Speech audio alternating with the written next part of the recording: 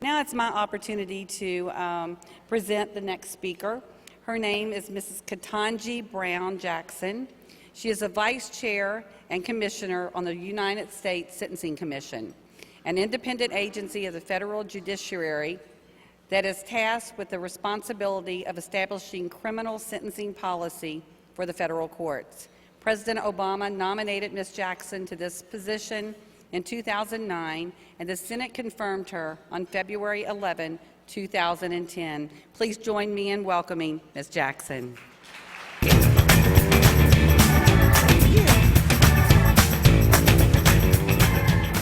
Thank you very much for that introduction, and hello to all of you who are here, and to all of you who are out there in the exhibit hall and in the other ballrooms. As many of you may know, this past November was the 20th anniversary of the federal sentencing guidelines for organizations.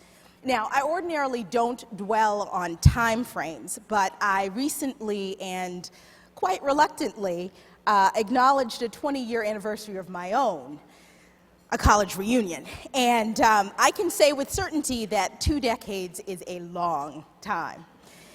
The federal sentencing guidelines for organizations have indeed reached a milestone, and I'm thrilled to have this opportunity to be here with you to reflect on the role of the United States Sentencing Commission in developing the guidelines and to explain how the guidelines affect the compliance and ethics practices of a wide variety of corporations today, including businesses that are involved in the healthcare industry. So bear with me, and let's take a look back at a time when the federal sentencing guidelines were first created. What is this agency called the United States Sentencing Commission, you ask, and why did it develop sentencing guidelines for organizations? The United States Sentencing Commission is a bipartisan, independent agency within the judicial branch of the federal government. Congress created the commission in the Sentencing Reform Act of 1984, and the agency consists of 7 voting commissioners who are nominated by the President and confirmed by the Senate, and who are supported by a staff of experts in various aspects of federal sentencing policy. As a general matter, the commission was created to address concerns about inequitable sentencing practices in federal court, and the commission's primary statutory responsibility was to develop guidelines that federal judges would use to impose similar sentences on defendants who had committed similar crimes. Now, as it turned out, the original Sentencing Commission produced 2 sets of guidelines, one that applies to individuals who commit federal crimes, and the other that applies to all types of organizations, including corporations, partnerships, trusts, unions, funds, nonprofits, and governmental entities. The Commission worked from its creation in 1984 until 1987 to produce the guidelines that apply to individuals, and it took an additional 4 years to develop the guidelines that apply to organizations. Ultimately, in the fall of 1991, just over 20 years ago, the federal sentencing guidelines for organizations were born. Now, before I go any further, it's important to understand why it is, or it was, so crucial to have sentencing guidelines that focused on organizations. The first reason is a legal one. As a matter of law, a corporation can be held criminally liable for the illegal conduct of its employees if those agents commit crimes within the scope of their employment and if they intend for their illegal activity to benefit the corporation.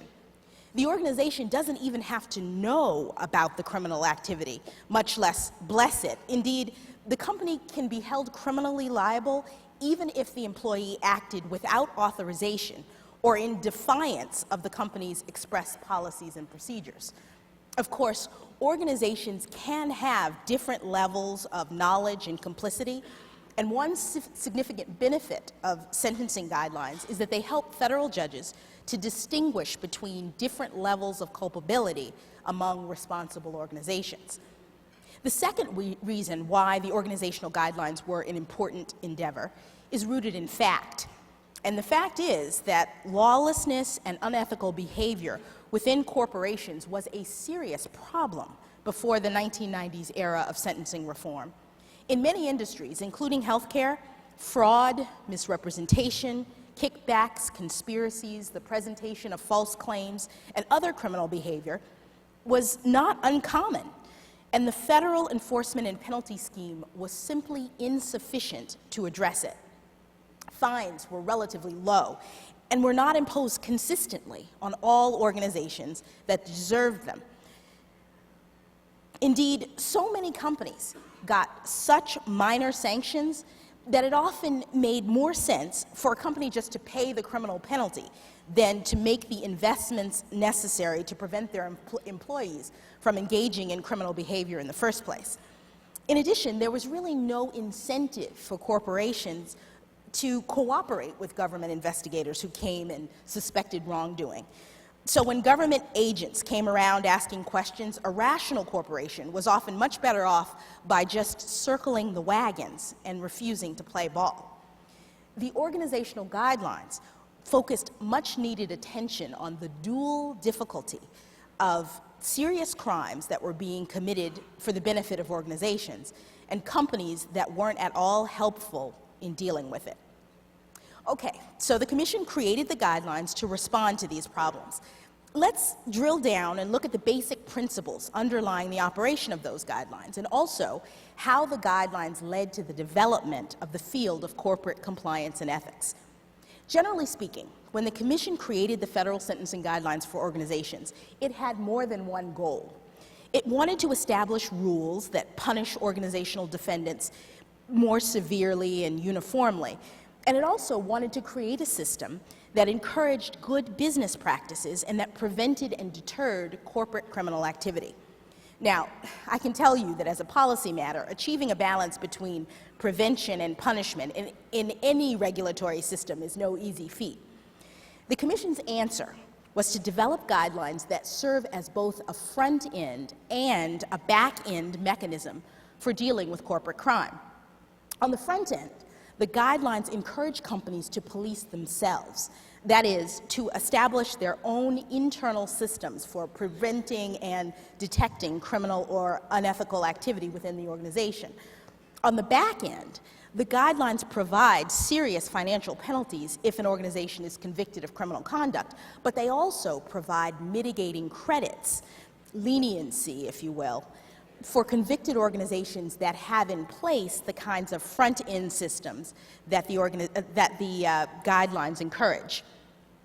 Commentators often characterize this rules that involve such a combination of penalties and incentives as a carrot and stick approach. And while I was thinking about this in preparing today's speech, it occurred to me that this way of handling misconduct is really not unlike the manner in which authorities approach human behavior in other aspects of life. Let me give you an example. Like many of you, I am a parent. And when my children were young, I really wanted to be the best parent that I could be. So I read all of the books and I took all of the parenting courses and I learned a lot. One thing that I learned was that to discipline actually means to teach. And that, at least in the view of some parenting experts, parents should strive to establish rules that incentivize children to make good choices themselves, rather than rely on structures that penalize children harshly after the fact. Okay, sure. You can teach a child a lesson by abruptly sending him to his room with no dinner. But some say that real learning only happens when the expectations are clear and the logical consequences of misbehavior are spelled out in advance so as to encourage the child to take it upon himself to alter his conduct where appropriate.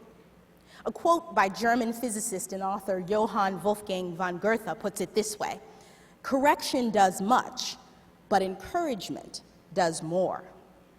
That same principle is applied in the guidelines in order to promote corporate discipline, and to my eyes, it manifests itself in the guideline system in at least 3 ways. First, the sentencing guidelines make clear that corporations do face severe penalties for the criminal wrongdoing of their employees. However, organizations do not have to be mere passive recipients of the severe financial penalties that the guidelines prescribe. Rather, smart companies can act affirmatively to mitigate potential punishment by taking concrete steps to prevent, detect, and remedy illegal and unethical conduct, which, by the way, also amply demonstrates the company's own antipathy toward lawbreaking. The fines that are calculated under the guidelines can be substantial, so the ability to mitigate the potential punishment gives many organizations all the incentive they need to invest in systems that promote legal and ethical behavior on the part of their employees.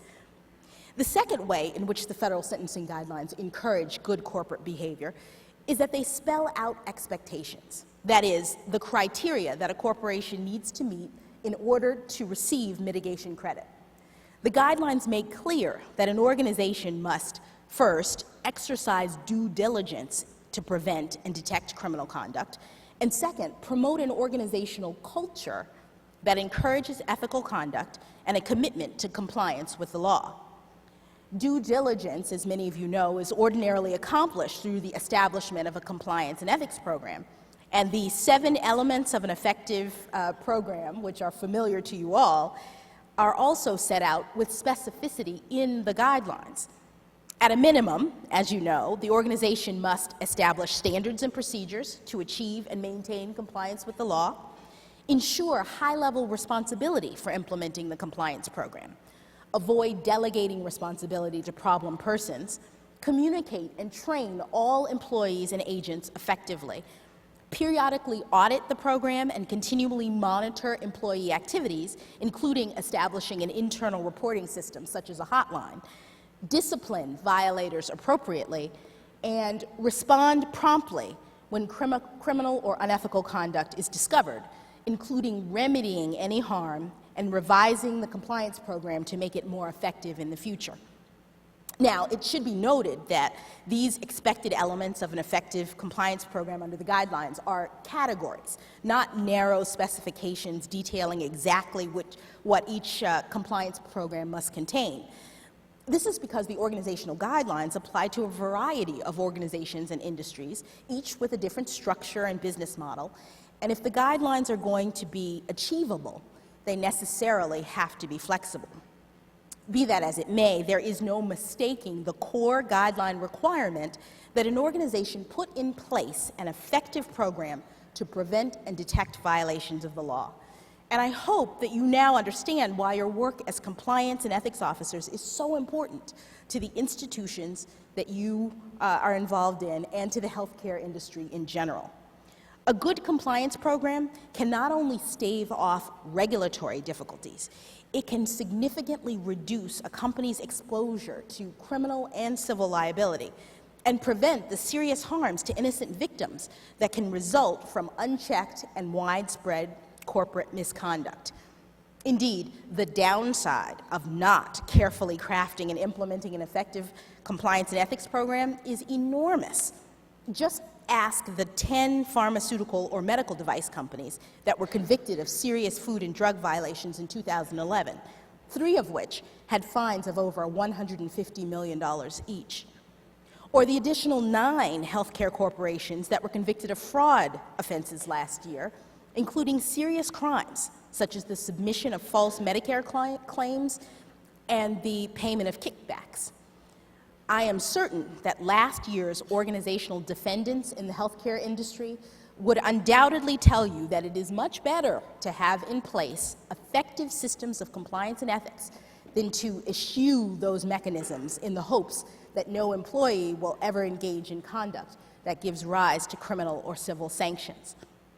Finally, it's important to note that compliance and ethics program criteria that are spelled out in the guidelines not only serve to identify those companies that are truly committed to the goal of ethical behavior, but also permit an organization to ferret out misconduct itself so that the behavior can be dealt with internally even before outside intervention is required.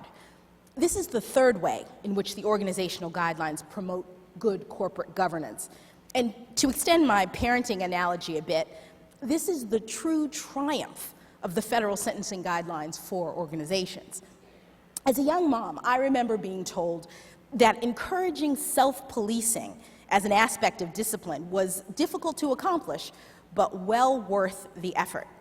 I was advised to be firm and to establish rules that included clear consequences, but to also give my children the ability to have input and the freedom to disagree and to make mistakes.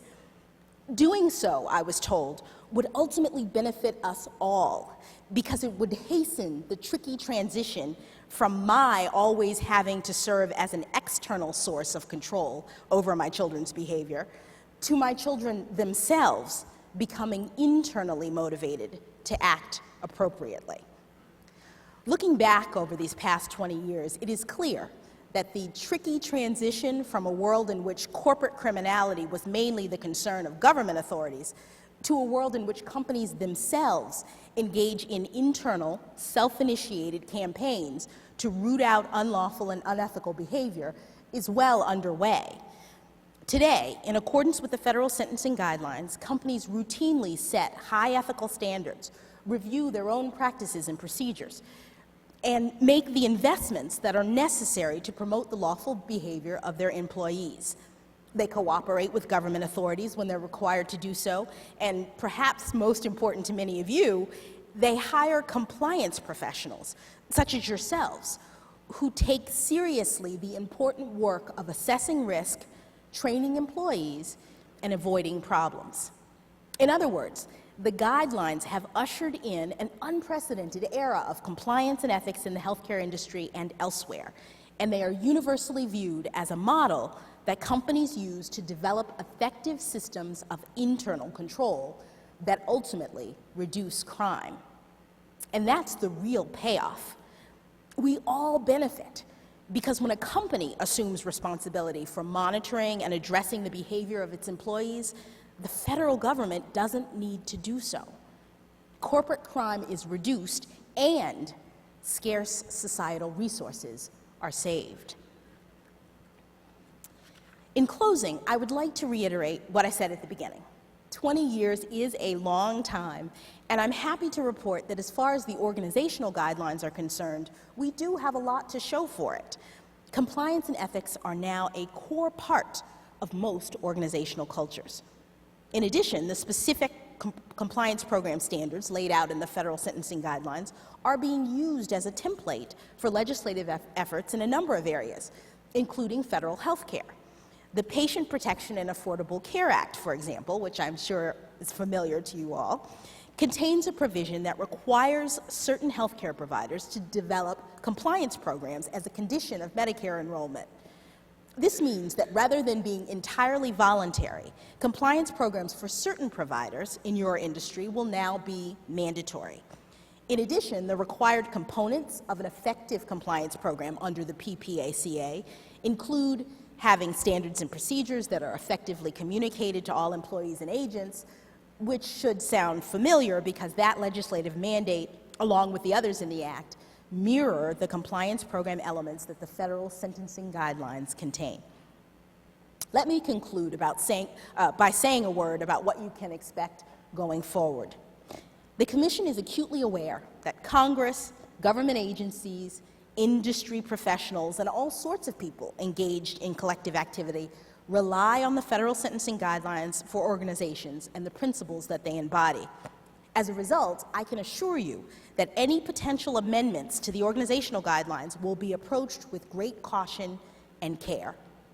The sentencing guidelines for organizations have only been amended twice in their history, first in 2004 and again in 2010, and both times the measured changes came after a multi-year review and a series of public comments about specific problems with the operation of the guidelines. And that's where you come in.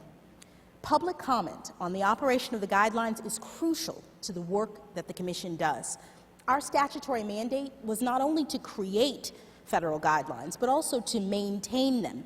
And we can only do that by getting feedback from people in the field, people who are charged with the responsibility of developing and implementing actual compliance programs, people like you.